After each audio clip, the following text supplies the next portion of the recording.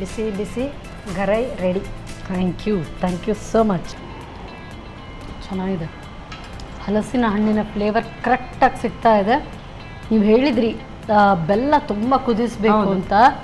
Exactly ನನಗೆ ಒಂಥರ creamy, ಏನೋ ಒಂಥರ ಕ್ರೀಮಿ ಟೆಕ್ಸ್ಚರ್. ನೋಡಿ ಎಷ್ಟು ಚಿಕ್ಕ ಚಿಕ್ಕ ಟಿಪ್ಸ್, ಆ್ಯಕ್ಚುಲಿ ಇದು ತುಂಬ ಹೆಲ್ಪ್ಫುಲ್.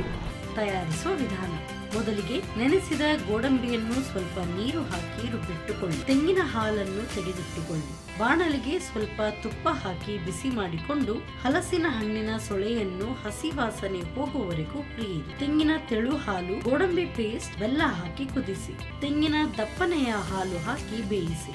ಏಲಕ್ಕಿ, ತುಪ್ಪದಲ್ಲಿ ಹುರಿದ ಗೋಡಂಬಿ ಸೇರಿಸಿ ಬೆರೆಸಿಕೊಳ್ಳಿ. ಈಗ ಬಿಸಿ ಬಿಸಿಯಾದ ಹಲಸಿನ ಹಣ್ಣಿನ ಗರೈ ಸವಿಯಲು ಬಲು ರುಚಿ. ನಮ್ಮ ಟಿವಿ ಕರಾವಳಿ ಕರ್ನಾಟಕದ ನಾಡಿಮಿಡಿತ.